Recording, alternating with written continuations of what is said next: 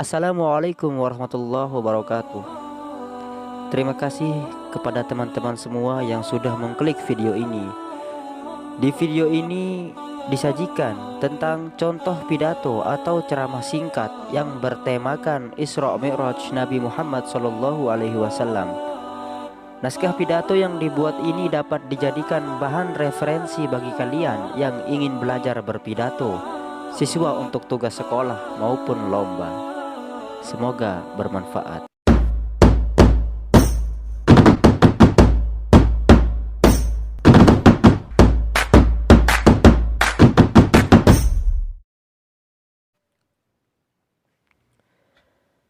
Assalamualaikum warahmatullahi wabarakatuh. Alhamdulillahil malikil haqqil mubin, alladzi habana bil imani wal yaqin. Allahumma salli ala sayyidina Muhammad khatamil anbiya'i wal mursalin wa ala alihi at-tayyibin wa ashabihi al-akhyari ajma'in wa man tabi'ahum bi ihsanin ila yaumiddin, amma ba'du. Bapak-bapak dan ibu-ibu beserta kaum muslimin yang terhormat, pertama-tama marilah kita panjatkan puja dan puji syukur kita kehadirat Allah Subhanahu wa ta'ala, karena hingga sampai hari ini kita masih diperkenankan Allah Subhanahu wa ta'ala untuk berkumpul di acara yang berbahagia ini dalam rangka memperingati Isra Mi'raj Nabi Muhammad sallallahu alaihi wasallam.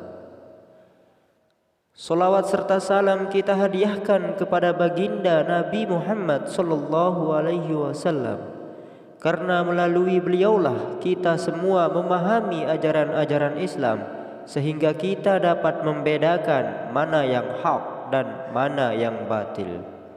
Tidak lupa pula kepada keluarganya, para sahabatnya, dan berlaku pula kepada kita sebagai umatnya agar mendapatkan syafaat di hari akhir kelak. Amin ya rabbal alamin.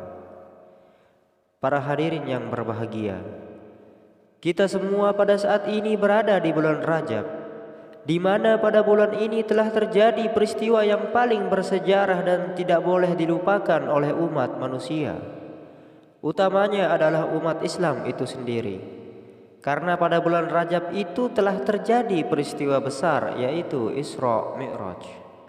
Sebagaimana firman Allah Subhanahu wa ta'ala dalam surah Al-Isra ayat 1. Subhanalladzi asra bi'abdihi lailan minal masjidil haram ilal masjidil aqsa alladzi barakna haulahu linuriyahu min ayatina innahu huwas sami'ul basir. Artinya, Maha suci Allah Subhanahu wa ta'ala yang telah memperjalankan hambanya pada suatu malam dari Masjidil Haram ke Al-Masjidil Aqsa, yang telah kami berkahi sekelilingnya agar kami perlihatkan kepadanya sebagian dari tanda-tanda kebesaran kami.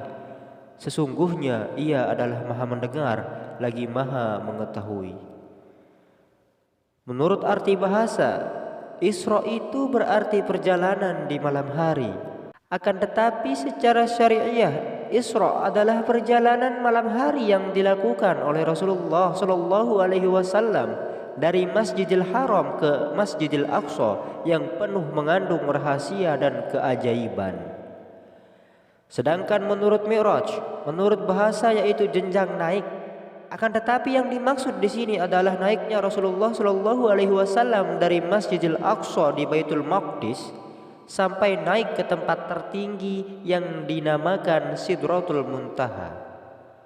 Suatu tempat yang tidak mungkin bisa dicapai oleh manusia dengan kemajuan teknologi yang bagaimanapun canggihnya, kecuali hanya Nabi kita Muhammad sallallahu alaihi wasallam.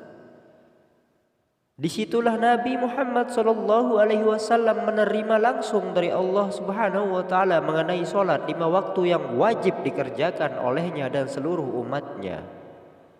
Hadirin yang berbahagia, umat Islam mulai sadar pada saat perintah solat diwajibkan. Ternyata banyak sarana dan prasarana pendukung yang menghantarkan pada ibadah solat yang khusyuk, karena ibadah solat mengandung syarat dan rukun. Adapun perkara rukun akan terpenuhi dengan cara menggali ilmu solat, sedangkan yang menyangkut masalah syarat akan berhubungan dengan alat dan materi. Hadirin yang berbahagia, bulan Rajab telah kita lewati dari tahun ke tahun, dan bukan sekadar melewati, kita sebagai kaum muslimin selalu menyambut bulan Rajab ini dengan berbagai peringatan-peringatan, pengajian-pengajian yang dikaitkan dengan uraian tentang solat. Tapi dengan datangnya bulan Rajab ini, apakah akan lewat begitu saja? Tentu tidak. Karena yang paling penting bagi kita adalah merenungi dan memaknai ibadah solat itu dengan aktivitas hidup kita. Pada saat solat itu diwajibkan untuk khusyuk, maka dalam melaksanakan pekerjaan apapun kita harus khusyuk atau bersungguh-sungguh. Ketika sholat disyariatkan untuk bersih dari hadas, maka dalam melakukan hal apapun itu kita harus bersih dari kebohongan, tidak korupsi, dan saling menzolimi. Jika seorang buruh tidak korupsi waktu dan majikan tidak memperlakukan pekerja dengan semena-mena. Demikian pula masih banyak hikmah sholat yang perlu kita pahami secara mendalam. Mari kita aplikasikan makna solat kita di luar solat. Semoga kita selalu diberi kekuatan, petunjuk, dan pertolongan dari Allah Subhanahu wa Ta'ala. Amin. Sekian pidato yang dapat saya sampaikan. Semoga dapat bermanfaat. Mohon maaf atas segala kekurangan dan kehilafan. Wassalamualaikum warahmatullahi wabarakatuh.